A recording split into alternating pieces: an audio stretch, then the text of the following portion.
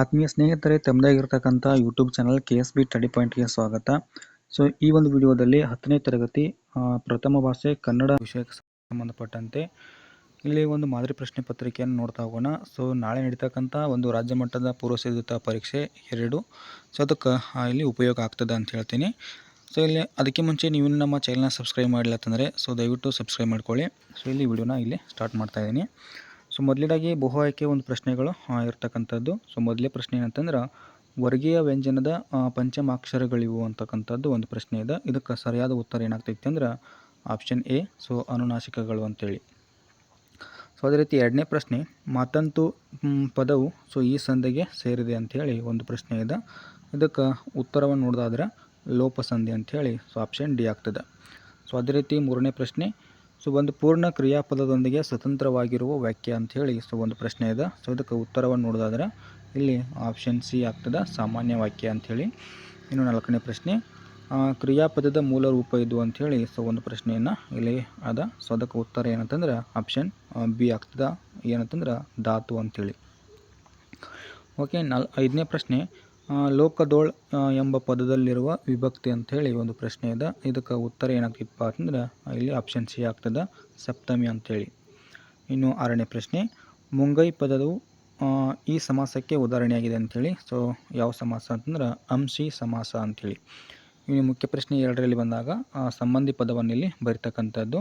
So ಏಳನೇದು ಒಂದು ಯಾವುದೈತೆ ಅಂದ್ರೆ ವೀರ, ಇದು ಬೀರ ಆಗ್ತದೆ. ಇನ್ನು ಕೊಡಲಿ ಅಂತಕ್ಕಂಥದ್ದು ಯಾವುದಾಗ್ತೈತೆ ಅಂದ್ರೆ ಕುಟಾರ ಅಂತಕ್ಕಂಥದ್ದು. ಇನ್ನು 8ನೇದು ನದಿ, ಇದು ರೂಢನಾಮ ಆದರೆ ವಿಜ್ಞಾನಿ ಅಂತಕ್ಕಂಥದ್ದು ಏನಾಗ್ತೈತೆ ಅಂದ್ರೆ ಅನುವರ್ತನಾಮ ಆಗ್ತದೆ.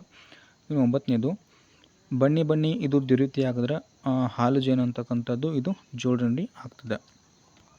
ಓಕೆ, ಇನ್ನು 10ನೇ ಪ್ರಶ್ನೆ, ನೋಟ ಅಂತಕ್ಕಂಥದ್ದು ಇದು ಕೃದಂತ ಭಾವನಾಮ ಆದ್ರೆ ಪೇರ್ಮೆ ಅಂತಕ್ಕಂಥದ್ದು ಏನಾಗ್ತೈತೆ ಅಂದ್ರೆ ತದ್ದಿತಾಂತ ಭಾವನಾಮ ಅಂತಕ್ಕಂಥದ್ದು ಆಗ್ತದೆ.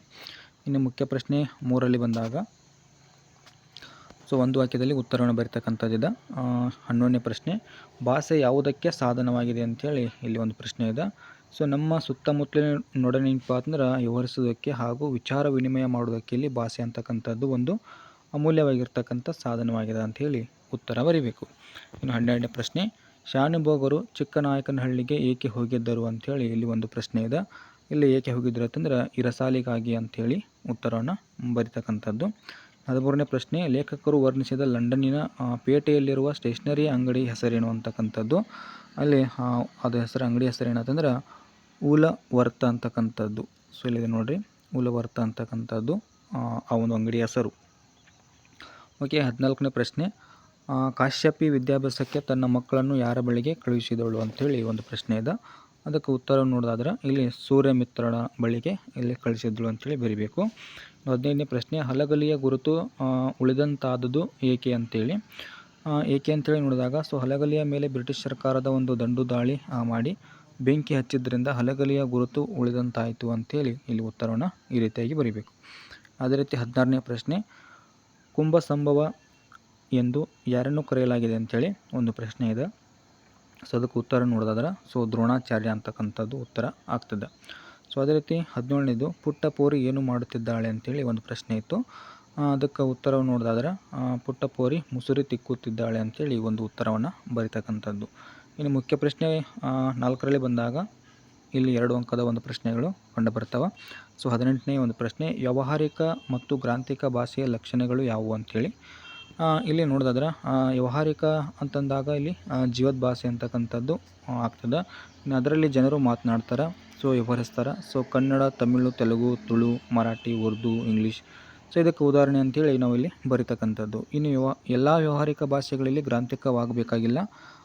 ತುಳು ಸೊ ಒಂದು ಸುಂದರ ವ್ಯಾವಹಾರಿಕ ಭಾಷೆ, ಆದರೆ ಅದು ಗ್ರಾಂಥಿಕ ಭಾಷೆ ಅಲ್ಲ. ಸೊ ಗ್ರಾಂಥಿಕ ತಂದಾಗ ಅಭಿವೃದ್ಧಿ ಹೊಂದಿ ಗ್ರಂಥ ರಚನೆಯಲ್ಲಿ ಉಪಯೋಗವಾದ ಒಂದು ಭಾಷೆ ಅಂತೇಳಿ ಬರೀಬೇಕು.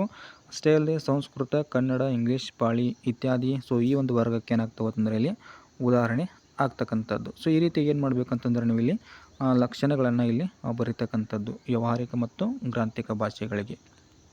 ಓಕೆ, ಇನ್ನು 19ನೇ ಪ್ರಶ್ನೆ ಏನಂತ ಅಂತಂದ್ರೆ ನಾಲ್ವಡಿ ಕೃಷ್ಣರಾಜ ಒಡೆಯರ ಕಾಲದಲ್ಲಿ ಕಾರ್ಯರೂಪಕ್ಕೆ ಬಂದ ನೀರಾವರಿ ಯೋಜನೆಗಳು ಯಾವುವು ಅಂತಕ್ಕಂಥದ್ದಿದೆ. ಇಲ್ಲಿ ಇವರ ಒಂದು ಕಾಲದಲ್ಲಿ ಏನಂತಂದ್ರೆ ಕ್ರಿಸ್ತ ಶಕ 1900ರಲ್ಲಿ ಶಿವನ ಸಮುದ್ರ ಬಳಿ ಏನಂತಂದ್ರೆ ಕಾವೇರಿ ನದಿಯಲ್ಲಿ ಒಂದು ಜಲವಿದ್ಯುತ್ ಉತ್ಪಾದನಾ ಕೇಂದ್ರ ಅಂತಕ್ಕಂಥದ್ದು ಪ್ರಾರಂಭವಾಗ್ತದೆ.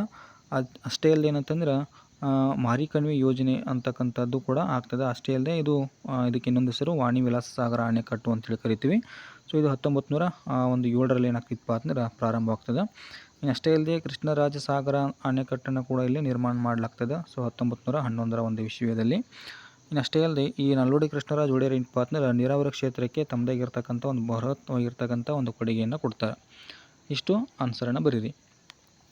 ಇನ್ನು 20ನೇ ಪ್ರಶ್ನೆ, ಲಂಡನ್ನಿನ ಹೆಣ್ಣು ಮಕ್ಕಳು ಯಾವ ಯಾವ ಕೆಲಸದಲ್ಲಿ ನಿಯುಕ್ತರಾಗಿರುತ್ತಾರೆ ಅಂತೇಳಿ ಒಂದು ಪ್ರಶ್ನೆ ಇದೆ. ಸೊ ಎಲ್ಲ ಅಂಗಡಿಗಳಲ್ಲಿ ಸಾಮಾನ್ಯವಾಗಿ ಸ್ತ್ರೀಯರೇ ಕೆಲಸ ಮಾಡ್ತಾರೆ. ಸೊ ಉಪಹಾರ ಗೃಹಗಳಲ್ಲಿ ಕೂಡ ಕೆಲಸ ಮಾಡ್ತಾರೆ. ಸೊ ಯಾವುದಾದ್ರೂ ಒಂದು ದೊಡ್ಡ ಅಂಗಡಿಗೆ ಹೋದರೆ ಸೊ ಅಲ್ಲಿ ಟೈಪಿಸ್ಟ್ ಕಾರಕೂನ ಕೂಡ ಅಲ್ಲಿ ಒಬ್ಬ ಹೆಣ್ಣುಮಗಳು ಕೂಡ ಆಗಿರ್ತಾಳೆ. ಇನ್ನು ಸಿನಿಮಾ ಒಂದು ಕಾರ್ಯದಲ್ಲಿ ಕೂಡ ಇಲ್ಲಿ ಒಂದು ಹೆಣ್ಣುಮಗಳು ಅಂತಕ್ಕಂಥವಳು ಕೆಲಸವನ್ನು ಅಥವಾ ಕಾರ್ಯವನ್ನು ನಿರ್ವಹಿಸ್ತಾಳೆ. ಇನ್ನು ಕಾಲೇಜಿನಲ್ಲಿ ಕೂಡ ಏನಪ್ಪ ಅಂದ್ರೆ ವಿದ್ಯಾರ್ಥಿನಿಯರ ಒಂದು ಅನುಕೂಲಕ್ಕಾಗಿ ಸಿಪಾಯಿಯನ್ನಾಗಿ ಕೂಡ ಏನು ಮಾಡ್ತಾರೆ ಅಂತಂದರೆ ಇಲ್ಲಿ ಇಟ್ಕೊಂಡಿರ್ತಾರೆ. ಇನ್ನು 21ನೇ ಪ್ರಶ್ನೆ, ಸೂರ್ಯಮಿತ್ರನು ಮಾವನೆಂದು ತಿಳಿದಾಗ ವಾಯುಭೂತಿಯ ಪ್ರತಿಕ್ರಿಯೆ ಹೇಗಿತ್ತು ಅಂತೇಳಿ ಇಲ್ಲಿ ಒಂದು ಪ್ರಶ್ನೆ ಇದೆ. ಇಲ್ಲಿ ಉತ್ತರವನ್ನು ನೋಡೋದಾದ್ರೆ, ಕಿರಿಯವನಾದ ವಾಯುಭೂತಿ ತನ್ನ ಸಹೋದರ ಮಾವ ಸೂರ್ಯಮಿತ್ರನು ತಮಗೆ ಮಾಡಿದ್ದೆಲ್ಲವೂ ಅನ್ಯಾಯವೆಂದು ಬಗೆದನು. ಸೊ ನಾವು ಭಿಕ್ಷೆ ಎತ್ತಿಕೊಂಡು ಬಂದ ಕೂಳಿಗೆ ತುಸು ಎಣ್ಣೆಯನ್ನಾಗಲಿ ತುಸು ಮಜ್ಜಿಗೆಯನ್ನಾಗಲಿ ನಮ್ಮ ಮಾವ ಕುಡಿಸಲಿಲ್ಲ. ಕೆರೆಗೆ ನಾವು ಮೀಯಲು ಹೋದಾಗಲೂ ಇವನು ಎಣ್ಣೆಯ ವಾಸನೆಯನ್ನು ನೋಡಿಸಲಿಲ್ಲ ಅಂತಕ್ಕಂಥದ್ದು. ಸೊ ಆಗಿಂದಾಗೇನಪ್ಪ ಅಂದ್ರೆ ಆಗಾಗ ನೆಂಟರಷ್ಟು ಕರೆಸಿ ನಮ್ಮ ಕಣ್ಣೆದುರೇ ದಿವ್ಯ ವ್ಯವಹಾರವನ್ನು ಇಲ್ಲಿ ಇವನು ಏನು ಮಾಡ್ತಿದ್ದ ಅಂತಂದರೆ ಮಾಡಿಸ್ತಾ ಇದ್ದ ಅಥವಾ ಉಣಿಸ್ತಿದ್ದ ಅಂತೇಳಿ. ಇನ್ನು ಆಳುಗಳಿಗೂ ಔತಣದ ಊಟವನ್ನು ಏನು ಮಾಡ್ತಾಯಿದ್ದ ಅಂತಂದರೆ ಇಲ್ಲಿ ಇರ್ತಾಯಿತ್ತು. ಸೊ ಯಾವ ಹಬ್ಬದಲ್ಲಿಯೂ ಕೂಡ ನಮಗೇನಪ್ಪ ಅಂದರೆ ಒಳ್ಳೆಯ ಊಟವನ್ನು ಇಲ್ಲಿ ಬಡಿಸಲಿಲ್ಲ ಅಂತಕ್ಕಂಥದ್ದು. ಸೊ ಈ ರೀತಿ ಏನಂತಂದ್ರೆ ಇಲ್ಲಿ ವಾಯುಭೂತಿಯ ಒಂದು ಪ್ರತಿಕ್ರಿಯೆ ಅಂತಕ್ಕಂಥದ್ದು ಮೂಡಿರ್ತದೆ. ಇನ್ನು ಅದೇ ರೀತಿ 22ನೇ ಒಂದು ಪ್ರಶ್ನೆಗೆ ಬಂದಾಗ, ಹೊಸಕಾಲದ ಹಸುಮಕ್ಕಳು ಹಕ್ಕಿ ಹೇಗೆ ಹರಿಸಿದೆ ಅಂತಕ್ಕಂಥದ್ದನ್ನು ಇಲ್ಲಿ ಒಂದು ಪ್ರಶ್ನೆ ಇದೆ.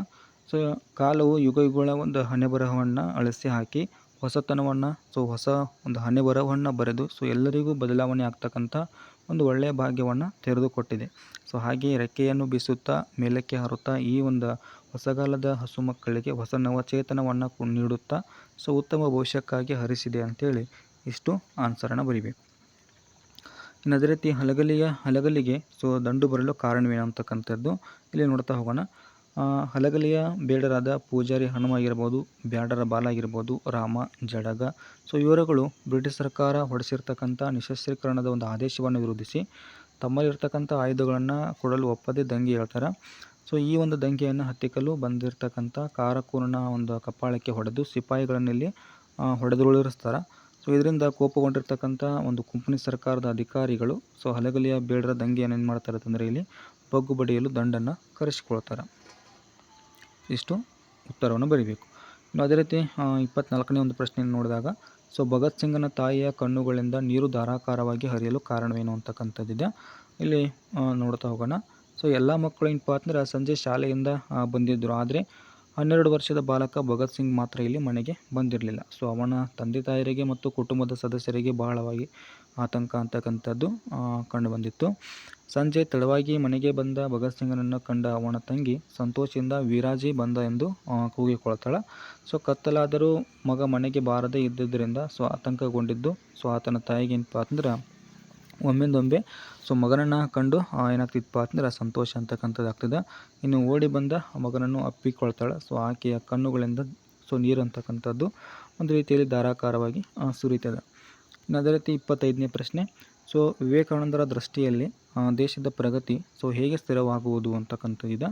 ವಿವೇಕಾನಂದರ ಒಂದು ದೃಷ್ಟಿಯಲ್ಲಿ ದೇಶದ ಪ್ರಗತಿ ಅಂತಕ್ಕಂಥದ್ದು ಸ್ಥಿರವಾಗಬೇಕಾದ್ರೆ ದೇಶದ ಭಾಷೆಯಲ್ಲಿ ಜನರಿಗೆ ಭಾವನೆಗಳನ್ನು ನೀಡಿದರೆ ಅವರು ವಿಷಯ ಗ್ರಹಣ ಮಾಡಿಕೊಳ್ಳುವರು. ಆದರೆ ಅವರಿಗೆ ಮತ್ತೊಂದು ಅವಶ್ಯಕತೆ ಅಂತಕ್ಕಂಥದ್ದು ಇದೆ, ಅದು ಆ ಸಂಸ್ಕೃತಿ. ನಾವು ಅವರಿಗೆ ಈ ಒಂದು ಸಂಸ್ಕೃತಿಯನ್ನು ಕೊಡುವ ತನಕ ಅವರ ಒಂದು ಪ್ರಗತಿ ಇಲ್ಲಿ ಸ್ಥಿರವಾಗಲಾರದು. ಅಂದರೆ ಸಂಸ್ಕೃತಿ ಮಾತ್ರ ಇಲ್ಲಿ ಆಘಾತವನ್ನು ಸಹಿಸಬಲ್ಲದು ಅಂತಕ್ಕಂಥದ್ದು. ಕೇವಲ ಜ್ಞಾನ ರಾಶಿಗೆ ಅದನ್ನು ಎದುರಿಸುವ ಶಕ್ತಿ ಇಲ್ಲ. ಸಂಸ್ಕೃತಿಯು ರಕ್ತದಲ್ಲಿ ಹರಿಯಬೇಕು, ಆಗ ಮಾತ್ರ ದೇಶದ ಪ್ರಗತಿ ಅಂತಕ್ಕಂಥದ್ದು ಸ್ಥಿರವಾಗ್ತದೆ. ಸೊ ಈ ರೀತಿ ಏನಂತಂದ್ರೆ ವಿವೇಕಾನಂದರ ಒಂದು ದೃಷ್ಟಿಕೋನ ಅಂತಕ್ಕಂಥದ್ದು ಇರ್ತದೆ. ಸೊ ಇನ್ನು 26ನೇ ಪ್ರಶ್ನೆ, ಭಗವಂತನಲ್ಲಿ ಶರಣಾಗುವ ಭಾವ ಅಕ್ಕ ಮಹಾದೇವಿಯ ಒಂದು ವಚನದಲ್ಲಿ ಹೇಗೆ ವ್ಯಕ್ತವಾಗಿದೆ ಅಂತಕ್ಕಂಥದ್ದು. ಇಲ್ಲಿ ಈ ಒಂದು ಪ್ರಶ್ನೆಗೆ ಏನು ಮಾಡಿರಿ ಅಂತಂದ್ರೆ ಉತ್ತರವನ್ನು ನೋಡ್ತಾ ಹೋಗ್ರಿ. ನೆಕ್ಸ್ಟು 27ನೇ ಒಂದು ಪ್ರಶ್ನೆ ನೋಡೋದಾದ್ರೆ, ಸೊ ಪೈಗಳ ತಮ್ಮನ ಒಂದು ನೂಲು ಮದುವೆಯ ಸಿದ್ಧತೆ ಹೇಗೆ ನಡೆಯುತ್ತಿತ್ತು ಅಂತಕ್ಕಂಥದ್ದು. ಸೊ ಇಲ್ಲಿ ಈ ಒಂದು ಪ್ರಶ್ನೆಯಲ್ಲಿ ನೋಡ್ತಾ ಹೋಗ್ಬೋದು. ಇನ್ನು ಮುಖ್ಯ ಪ್ರಶ್ನೆ 5ರಲ್ಲಿ ಬಂದಾಗ, ಸೊ ಇಲ್ಲಿ ಕವಿ ಪರಿಚಯ ಅಂತಕ್ಕಂಥದ್ದು ಕಂಡು ಬರ್ತಿದೆ. ಸೊ ಅದು 28ನೇ ಒಂದು ಪ್ರಶ್ನೆ, ದೇವನೂರು ಮಹಾದೇವ್ ಅಂತಕ್ಕಂಥದ್ದು ಒಂದು ಕವಿಗಳದ್ದು. ಸೊ ಇಲ್ಲಿ ಕವಿ ಪರಿಚಯವನ್ನು ನೋಡ್ತಕ್ಕಂಥದ್ದು. ಸೊ ಇವರು 1948ರಲ್ಲಿ ಮೈಸೂರು ಜಿಲ್ಲೆಯ ಒಂದು ನಂಜನಗೂಡು ತಾಲೂಕಿನ ದೇವನೂರು ಅಂತಕ್ಕಂಥದ್ರಲ್ಲಿ ಏನು ಮಾಡ್ತಾರೆ ಅಂತಂದ್ರೆ ಜನಿಸ್ತಾರೆ.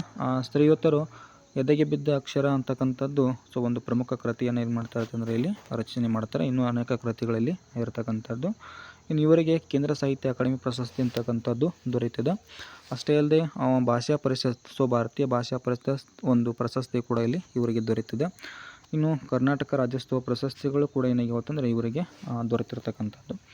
ಇನ್ನು 29ನೇದು, ಸೊ ಪಂಪನ ಒಂದು ಕವಿ ಪರಿಚಯ ಇಲ್ಲಿ ಬರೀತಕ್ಕಂಥದ್ದು. ಸೊ ಆದಿಕವಿ ಪಂಪರವರು ಸೊ 902ರಲ್ಲಿ ಏನು ಮಾಡ್ತಾರೆ ಅಂತಂದ್ರೆ ವಂಗಿ ಮಂಡಲದ ವಂಗಿಪಳು ಎಂಬ ಒಂದು ಅಗ್ರಹಾರದಲ್ಲಿ ಏನು ಮಾಡ್ತಾರೆ ಅಂತಂದ್ರೆ ಜನಿಸ್ತಾರೆ.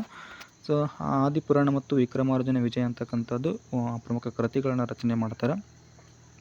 ಸೊ ಅನೇಕ ಒಂದು ಇಲ್ಲಿ ಬಿರುದುಗಳನ್ನು ಕೂಡ ಏನು ಮಾಡ್ತಾರೆ ಅಂತಂದ್ರೆ ಪಡ್ಕೋತಾರೆ. ಸೊ ಸರಸ್ವತಿ ಮಣಿಹಾರ ಅಂತಕ್ಕಂಥದ್ದು, ಸಂಸಾರ ಸಾರೋದಯ ಅಂತಕ್ಕಂಥ ಒಂದು ಬಿರುದುಗಳನ್ನು ಏನು ಮಾಡ್ತಾರೆ ಅಂತಂದ್ರೆ ಪಡೆದುಕೊಳ್ತಾರೆ.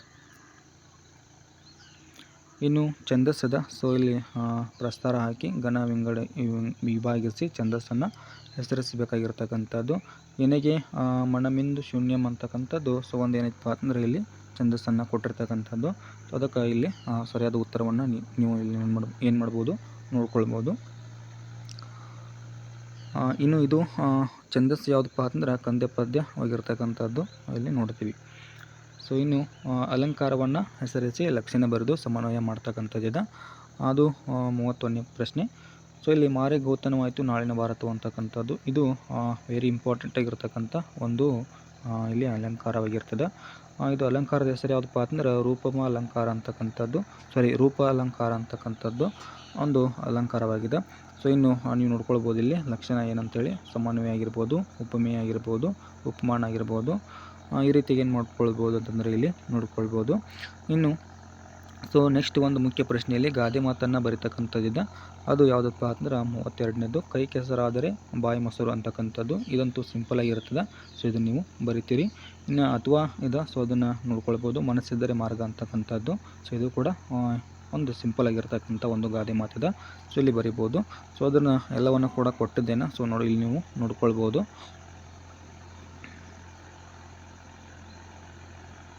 ಇನ್ನು ಅಥವಾ ಇದೆ ಮನಸ್ಸಿದ್ದರೆ ಮಾರ್ಗ. ಸೊ ಅದನ್ನು ಕೂಡ ಇಲ್ಲಿ ನಿಮಗೆ ಕೊಟ್ಟಿರ್ತೀನಿ. ಸೊ ಅದನ್ನು ಇಲ್ಲಿ ನೋಡ್ಕೊಳ್ಬೋದು.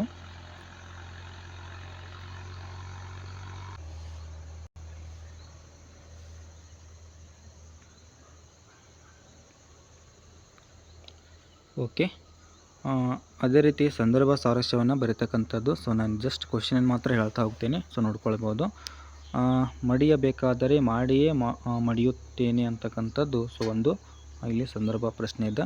ಇದಕ್ಕೆ ಆಯ್ಕೆಯಾದ ಸಂದರ್ಭದ ಸ್ವಾರಸ್ಯ ಕೂಡ ಇಲ್ಲಿ ಇರ್ತಕ್ಕಂಥದ್ದು, ಅದನ್ನು ಇಲ್ಲಿ ನೀವು ಗಮನಿಸ್ಬೋದು. ಇನ್ನು 34ನೇದು, ತಾವು ಕಡಿಮೆ ಮಾತನಾಡಿದ್ದೀರಿ ಹೆಚ್ಚು ಕೆಲಸ ಮಾಡಿದ್ದೀರಿ ಅಂತಕ್ಕಂಥದ್ದು ಸೊ ಒಂದು ಇಲ್ಲಿ ಸಂದರ್ಭದ.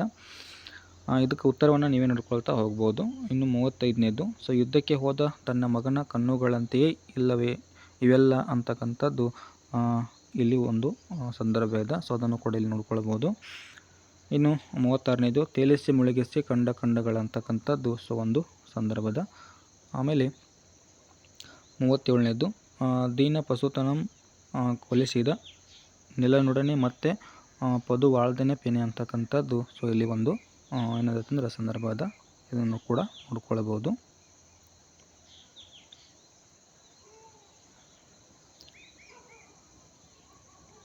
ನೆಕ್ಸ್ಟು ಹಕ್ಕಿಯ ಕೊರಳಿಂಪು ಹಸುರು ಅಂತಕ್ಕಂಥದ್ದು ಸೊ ಒಂದು ಮತ್ತೊಂದು ಇಲ್ಲಿ ಸಂದರ್ಭ ಪ್ರಶ್ನೆ ಇರ್ತಕ್ಕಂಥದ್ದು. ನೆಕ್ಸ್ಟು ಮುಖ್ಯ ಪ್ರಶ್ನೆಯಲ್ಲಿ ಬಂದಾಗ ಸೊ ಪದ್ಯ ಭಾಗವನ್ನು ಪೂರ್ಣಗೊಳಿಸ್ತಕ್ಕಂಥದ್ದಿದೆ. ಇಲ್ಲಿ ಕಲುಷಿತವಾದಿ ನದಜಲಿಗಳಿಗೆ ಅಂತಕ್ಕಂಥದ್ದು ಸೊ ಒಂದು ಪದ್ಯ ಭಾಗ ಇರ್ತಕ್ಕಂಥದ್ದು. ಇನ್ನು ಮತಗಳಲ್ಲೂ ಪದಗಳ ಅಂತಕ್ಕಂಥದ್ದು ಇಲ್ಲಿ ಒಂದು ಇದೆ. ಸೊ ಅದನ್ನು ಇಲ್ಲಿ ನೀವು ನೋಡ್ಕೊಳ್ಬೋದು. ಸೊ ಎರಡು ಕೂಡ ಇಲ್ಲಿ ಕೊಟ್ಟಿರ್ತಕ್ಕಂಥದ್ದು. ಓಕೆ, ಇನ್ನು ಪದ್ಯ ಭಾಗವನ್ನು ಅರ್ಥ ಮಾಡಿಕೊಂಡು ಸೊ ಅದರಲ್ಲಿ ಅಡಕವಾಗಿರ್ತಕ್ಕಂಥ ಒಂದು ಮೌಲ್ಯವನ್ನು ಆಧರಿಸಿಕೊಂಡು ಸಾರಾಂಶವನ್ನು ಬರೀತಕ್ಕಂಥದ್ದು. ಇಲ್ಲಿ ಪದ್ಯ ಯಾವುದಪ್ಪ ಅಂದರೆ ಮಾರಿಗೆ ಉತ್ತನವಾಯಿತು ನಾಳಿನ ಭಾರತವು ಅಂತಕ್ಕಂಥದ್ದು. ಸೊ ಒಂದು ಪದ್ಯ ಇರ್ತಕ್ಕಂಥದ್ದು. ಸೊ ಈ ಒಂದು ಪದ್ಯವನ್ನು ಆಧರಿಸಿಕೊಂಡು ಇಲ್ಲಿ ಅದರಲ್ಲಿ ಅಡಕವಾಗಿರ್ತಕ್ಕಂಥ ಮೌಲ್ಯವನ್ನು ಆಧರಿಸಿ ಸಾರಾಂಶವನ್ನು ಬರೀತಕ್ಕಂಥದ್ದು. ಸೊ ಇಲ್ಲಿ ಕೊಟ್ಟಿದ್ದೀನಿ, ನೋಡ್ಕೊಳ್ಬೋದು.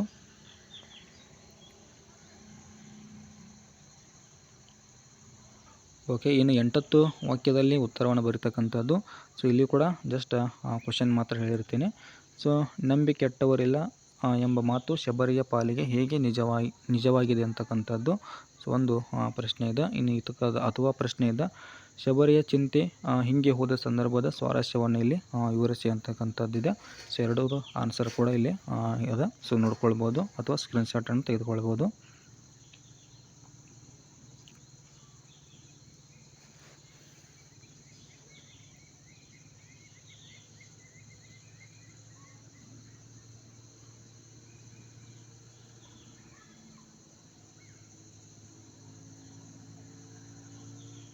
ಓಕೆ, ಮತ್ತೊಂದು ಲಾಂಗ್ ಕ್ವಶನ್ನು. ಲವನು ಯಜ್ಞಾಶ್ವವನ್ನು ಕಟ್ಟಲು ಕಾರಣವೇನು ಅಂತಕ್ಕಂಥದ್ದಿದೆ. ಮತ್ತೊಂದು ಅದಕ್ಕೆ ಒಂದು ಪ್ರಶ್ನೆ ಇದೆ. ಸೊ ಅಲ್ಲಿ ಪ್ರಶ್ನೆ ಏನಂತಂದ್ರೆ, ಲವಣನಲ್ಲಿದ್ದ ಕ್ಷಾತ್ರಗುಣ ವೀರಲವ ಪದ್ಯದಲ್ಲಿ ವ್ಯಕ್ತಗೊಂಡಿರುವುದನ್ನು ನಿಮ್ಮ ಮಾತುಗಳಲ್ಲಿ ಬರೆಯಿರಿ ಅಂತಕ್ಕಂಥದ್ದಿದೆ. ಅದಕ್ಕೂ ಕೂಡ ಇಲ್ಲಿ ಉತ್ತರ ನೋಡ್ಕೊಳ್ಬೋದು.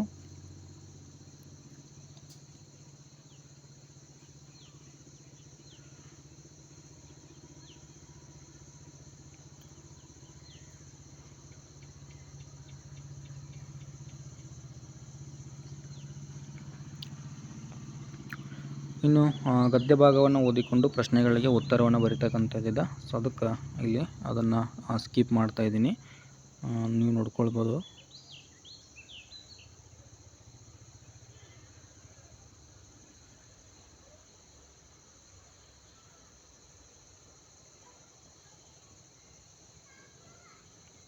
ಇನ್ನು ಪತ್ರಲೇಖನದ ಸೊ ಪತ್ರ ಏನಂತಂದ್ರೆ, ನಿಮ್ಮನ್ನು ಚಿಕ್ಕಮಗಳೂರು ಜಿಲ್ಲೆಯ ಕೊಪ್ಪ ತಾಲೂಕಿನ ಗುಡ್ಡೆತೋಟ ಗ್ರಾಮದ ನಿವಾಸಿ ಅನ್ನಪೂರ್ಣ ಎಂದು ಭಾವಿಸಿಕೊಂಡು ಗ್ರಾಮದಲ್ಲಿ ಸರ್ಕಾರಿ ಪದವಿ ಪೂರ್ವ ಕಾಲೇಜು ಆರಂಭಿಸುವಂತೆ ಕೋರಿ ಶಿಕ್ಷಣ ಒಂದು ಸಚಿವರಿಗೆ ಪತ್ರವನ್ನು ಬರೀತಕ್ಕಂಥದ್ದಿದೆ. ಇನ್ನು ಅಥವಾ ಇದೆ. ಸೊ ನಿಮ್ಮನ್ನು ಹಾಸನದ ಒಂದು ಸರ್ಕಾರಿ ಪ್ರೌಢಶಾಲೆ ವಿದ್ಯಾರ್ಥಿ ಮೋಹನ್ ಎಂದು ಭಾವಿಸಿಕೊಂಡು ಪಾಲಕರ ಸಭೆಗೆ ಆಹ್ವಾನಿಸಿ ಶಿವಮೊಗ್ಗದಲ್ಲಿ ವಾಸವಾಗಿರುವ ಶಾರದಾ ಎಂಬ ಹೆಸರಿನ ತಾಯಿಗೆ ಒಂದು ಪತ್ರವನ್ನು ಬರೀತಕ್ಕಂಥದ್ದು. ಸೊ ಇದು ಎರಡಕ್ಕೂ ಕೂಡ ಇಲ್ಲಿ ನೋಡ್ಕೊಳ್ಬೋದು ಪತ್ರ ಯಾವ ರೀತಿ ಇದೆ ಅಂತಕ್ಕಂಥದ್ದು.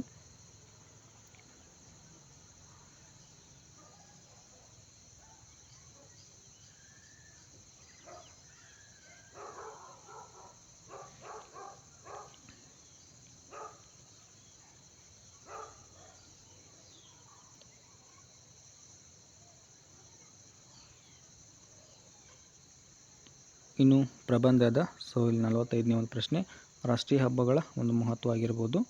ಇನ್ನು ಕನ್ನಡ ಭಾಷೆಯ ಬೆಳವಣಿಗೆ ಮತ್ತು ಸವಾಲುಗಳು ಅಂತಕ್ಕಂಥದ್ದು. ಸೊ ಪ್ರಬಂಧ ಇಲ್ಲಿ ಇರ್ತಕ್ಕಂಥದ್ದಿದೆ. ಸೊ ಇಲ್ಲಿ ಪೀಠಿಕೆ ಹಾಕಿರಿ, ಆಮೇಲೆ ವಿಷಯ ನಿರೂಪಣೆ ಅಂತಕ್ಕಂಥದ್ದು, ಆಮೇಲೆ ಸ್ವತಂತ್ರ ಒಂದು ದಿನಾಚರಣೆ ಆಗಿರ್ಬೋದು. ಸೊ ಅದೇ ರೀತಿ ಏನಂತಂದ್ರೆ ಗಣರಾಜ್ಯೋತ್ಸವ ಅಂತಕ್ಕಂಥದ್ದು ಒಂದು ರಾಷ್ಟ್ರೀಯ ಹಬ್ಬ ಕಂಡು ಬರ್ತದೆ. ಆಮೇಲೆ ಗಾಂಧಿ ಜಯಂತಿ ಅಂತಕ್ಕಂಥದ್ದು. ಇನ್ನು ಕೊನೆಯದಾಗಿ ಉಪಸಂಹಾರ ಅಂತಕ್ಕಂಥದ್ದಲ್ಲಿ ಹಾಕಿರಿ. ಓಕೆ, ಸೊ ಅದೇ ರೀತಿ ಇದು ಕನ್ನಡ ಭಾಷೆಯ ಬೆಳವಣಿಗೆ ಮತ್ತು ಸವಾಲುಗಳಂತಕ್ಕಂಥದ್ದಕ್ಕೆ ಪೀಠಿಕೆ, ವಿಷಯ ನಿರೂಪಣೆ, ಕೊನೆಯದಾಗಿ ಇಲ್ಲಿ ಏನಂತಂದ್ರೆ ಉಪಸಂಹಾರ ಅಂತಕ್ಕಂಥದ್ದನ್ನು ಹಾಕಿರಿ.